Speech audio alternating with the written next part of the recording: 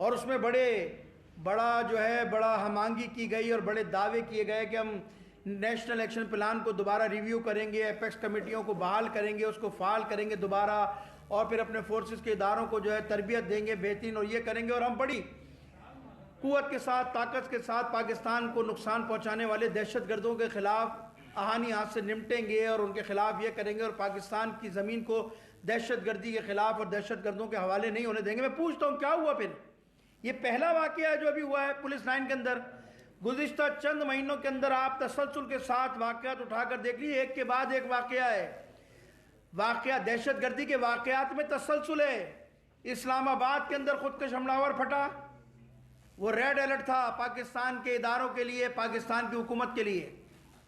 اگر اس کے قاتلوں کو بے نقاب کیا ہوتا، اس کے حقائق کو سامنے لائے ہوتے تو شاید ہم کنٹرول کر لیتے۔ اس کے بعد کوئٹہ کا واقعہ، آج بھی کوئٹہ کے اندر دستی بم مارا گیا، آج بھی کوئٹہ کے اندر دہشت گردی ہوئی ہے، کل دہشت گردی ہوئی ہے۔ اس کے ساتھ ساتھ آپ نے دیکھا بنو جیل کے اندر چھڑا کے دہشت گرد لے گئے، ریڈ زون میں بنو زون تھا، بنو جیل سے چھڑا کے لے گئے۔ یہ واقعہ جو ہوا ریڈ زون کے اندر ہوا۔ اگر ریڈ زون کی سیکیورٹی کے یہ حالت ہے، ریڈ زون کے اندر اگر دہشت گرد اس طرح سے دندناتے گھومتے اور 80 90 لوگوں کو موت کی گھاٹ سلا دیتے تو پھر عام علاقوں کی صورتحال کیا ہوگی؟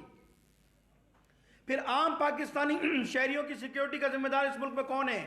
کون ان کو تحفظ دے گا؟ ریاست کی ذمہ داری، حکومت کی ذمہ داری ہے لوگوں کے جان مان کا تحفظ کرنا۔ ریاست والی ہوتی ہے، لوگوں کے تحفظ کی ذمہ دار ہوتی ہے، حکومت ذمہ دار ہوتی ہے۔ یہ 80 88 گھرانوں کے چراغ بجھا دیے گئے، ان کے قاتلوں کو بے نقاب کیا جائے۔ میں نے دیکھا کل وزیر اعظم صاحب وہاں گئے، وزیر داخلہ صاحب وہاں گئے، وہی روایتی باتیں، وہی روایتی انداز۔ تحقیقاتی کمیشن بنا دیا گیا، کمیٹی بنا دی گئی، آئی جی سے رپورٹ طلب کر لی گئی، سانے کے واقعات کی تحقیقات ہو رہی ہیں۔ آج تک جتنے ٹرمینل بنے، جتنی تحقیقاتی کمیٹیاں بنی، اس کا کوئی ایک قاتل منظر عام پر آیا تمہیں؟ 20 سال میں امریکہ نے کیا دیا تمہیں؟ بتائیں نا کیا ملا امریکہ سے؟ تباہ کر دیا تم نے امریکہ کے پیچھے اپنے آپ کو، تباہ کر دیا اپنی معیشت کو۔ آج بھی کاسا لے کے کھڑے ہو امریکہ کے آگے، اپنی سالمیت کی بھیک مانگ رہے ہو۔ نہ کرو یہ کام پاکستان کے ساتھ، اپنے پیروں پر کھڑے ہو۔ اس ملک کی عوام میں اتنی توانائی ہے، اتنی غیرت ہے، اپنے پیٹ پر اگر حکمران سنجیدہ ہو جائیں تو یہ عوام ایسی عوام ہے کہ اپنے پیٹ پر پتھر باندھ کر اس ملک کے لیے قربانی دینے کے لیے تیار ہے، لیکن سیاستدان تیار نہیں ہیں۔ سیاستدانوں کے اکاؤنٹ سوئس بینک میں پڑے ہیں، ڈرتے ہیں کہ اگر ہم نے کوئی ایسا کام کیا تو ہمارے ساری دولت جو ہے وہ منجمد کر دی جائے گی، ہمارے اکاؤنٹ جو ہے سیز کر دیے جائیں گے۔ لہٰذا اس بحران سے نکلنے کے لیے پاکستان کی سوچو، پاکستان کی فکر کرو، اور پاکستان کو نکالنے کے لیے بحران سے جب تک پاکستان کی ریاست اور حکومت سنجیدہ نہیں ہوگی، میں سمجھتا ہوں پاکستان بہتری کے راستے پر نہیں جا سکتا۔ میں دعا کرتا ہوں اس مملکت خدا داد پاکستان کے لیے کہ پروردگار ان ریاستی اداروں کو، ان حکمرانوں کو عقل کے ناخون دے، ان کی رہنمائی فرما، تاکہ یہ عوام پہ ترس کھائیں اور عوام کی بہتری کے لیے اور ملک کی سالمیت کے لیے کام کریں۔ خداوند متعال ہم سب کا حامی و ناصر۔ والسلام علیکم ورحمۃ اللہ وبرکاتہ۔ کوئی سوال ہو میں مولانا صادق صاحب سے کہتا ہوں کہ وہ تھوڑا سا۔ بسم اللہ الرحمن الرحیم۔ آغا صاحب نے تفصیل سے یہاں پہ بات کی ہے۔ میں تمام شہداء کے لواحقین کی خدمت میں تسلیت پیش کرتا ہوں، اور ایک بات کہوں گا کہ رسول خدا کا وہ فرمان اس وقت ملک عظیم پاکستان پہ بالکل فٹ ہو رہا ہے کہ آپ نے فرمایا تھا لا تصلح عوام الا بخواسها، یعنی عوام کی اصلاح ممکن نہیں ہے جب تک 4 خواص اپنے ذمہ داری کا احساس نہ کرے۔ ان میں سے ایک ملوک کو کہا تھا، جو صاحب ریاست ہے، صاحب اقتدار ہے، وہ چرواہے کے مانند ہے۔ جب یہ چرواہا خود بھیڑیا بن جائے تو اس ملک کا، اس علاقے کے ملک کے، اور 80 90 لوگوں کو موت کی گھاٹ سلا دیتے تو پھر عام علاقوں کی صورتحال کیا ہوگی؟ پھر عام پاکستانی شہریوں کی سیکیورٹی کا ذمہ دار اس ملک میں کون ہے؟ کون ان کو تحفظ دے گا؟ ریاست کی ذمہ داری، حکومت کی ذمہ داری ہے لوگوں کے جان مان کا تحفظ کرنا۔ ریاست والی ہوتی ہے، لوگوں کے تحفظ کی ذمہ دار ہوتی ہے، حکومت ذمہ دار ہوتی ہے۔ یہ 80 88 گھرانوں کے چراغ بجھا دیے گئے، ان کے قاتلوں کو بے نقاب کیا جائے۔ میں نے دیکھا کل وزیر اعظم صاحب وہاں گئے، وزیر داخلہ صاحب وہاں گئے، وہی روایتی باتیں، وہی روایتی انداز۔ तहकीकाती कमीशन बना दिया गया, कमेटी बना दी गई, आईजी से रिपोर्ट तलब कर ली गई, साने के वाक़यात की तहकीकात हो रही है। आज तक जितने ट्रिब्यूनल बने, जितनी तहकीकाती कमेटियां बनी, उसका कोई एक कातिल मंजर आम पर आया, कोई सहूलतकार सामने आया, किसी एक को सजा दी गई? तो बताओ, ये कोई पहला वाक़या तो नहीं है। पाकिस्तान 20 साल से 25 साल से दहशतगर्दी की आग में जल रहा है। कोई है पाकिस्तान में बताने वाला कि ये दहशतगर्दी के पीछे कौन कौन से कल्प्रिट हैं? कोई है बताने वाला पाकिस्तान की रियासत के अंदर दहशतगर्दों ने कैसे अपनी स्टेट और रियासत कायम की है? जब चाहते हैं पाकिस्तान के अंदर दहशतगर्दी का वाकया होता है और बेगुनाह लोगों को, शहरियों को निशाना बनाया जाता है। कौन जिम्मेदार है पाकिस्तान का? कोई है? जवाब दे। फिर कमेटियां बन रही हैं, फिर तहकीकाती बातें हो रही हैं, और अनकरीब जो है वो क्या तहकीकाती रिपोर्ट सामने आएगी? सिवाय इसके कि डीएनए टेस्ट होंगे, वही रिवायती बातें होंगी, और फिर ये भी केस बिल आखिर दाखिले दफ्तर हो जाएगा।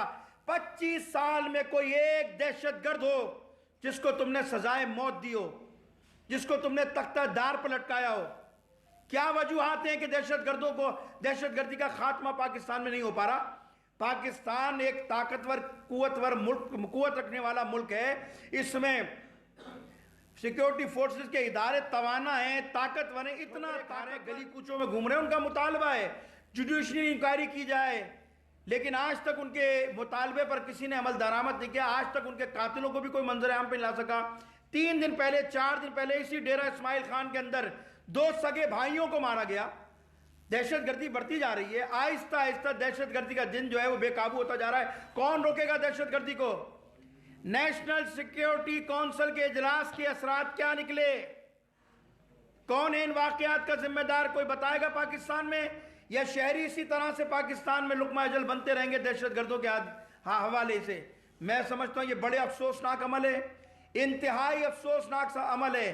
पाकिस्तान गुज़िश्ता 75 सालों में ऐसे बहरान का सामना नहीं हुआ पाकिस्तान को, जिस हालात से पाकिस्तान गुजर रहा है।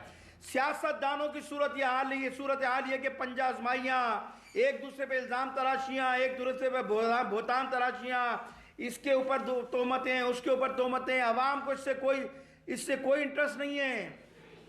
एक दूसरे के साथ इंतकामी कार्रवाइयाँ। 4 साल से इस मुल्क में सियासी बहरान, सियासी अखाड़ा, सियासी तमाशा लगाया गया, जिसका नतीजा ये निकला कि आपकी मईशत बैठ गई पाकिस्तान की। पहले सियासी बहरान इस मुल्क में भुगता अवाम ने, अब माशी बहरान है। माशी बहरान की सूरत हाल ये कि आपका मुल्क डिफॉल्ट होने जा रहा है। बातें हो रही हैं कि हमने बचा लिया मुल्क को डिफॉल्ट होने से। कहां बचा लिया? अगर प्रैक्टिकल देखा जाए तो आपका मुल्क डिफॉल्ट है।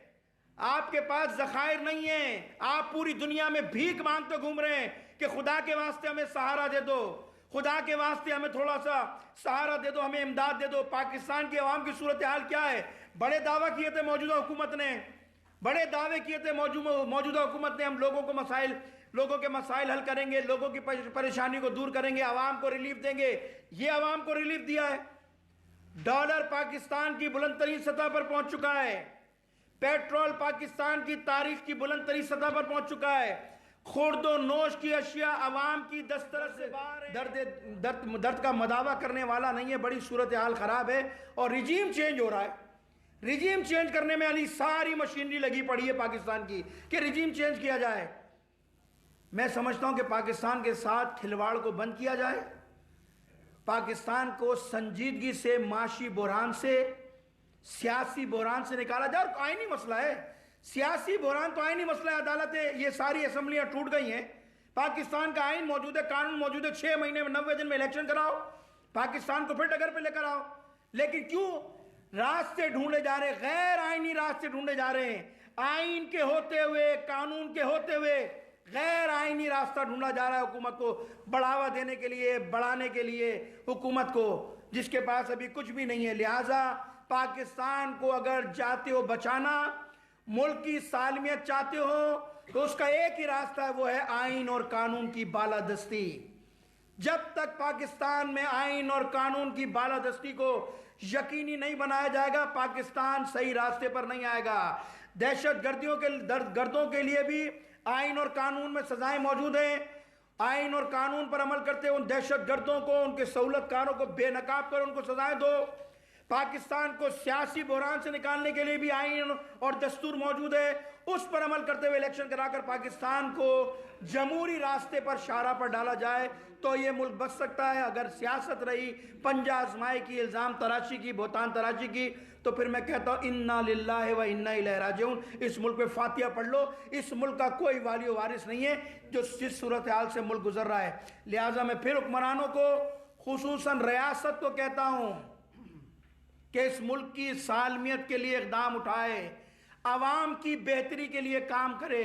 اگر سنجیدہ ہو گئے تو یہ میرا خیال میں ملک بحران سے نکل جائے گا، ورنہ میں سمجھتا ہوں کہ ملک کی اگلی جو صورتحال آنے والی وہ انتہائی بدتری کی طرف آپ جا رہے ہیں، اور میں سمجھتا ہوں کہ ایسی بحران میں پھنسیں گے پھر پاکستان نکل نہیں سکتا۔ کب تک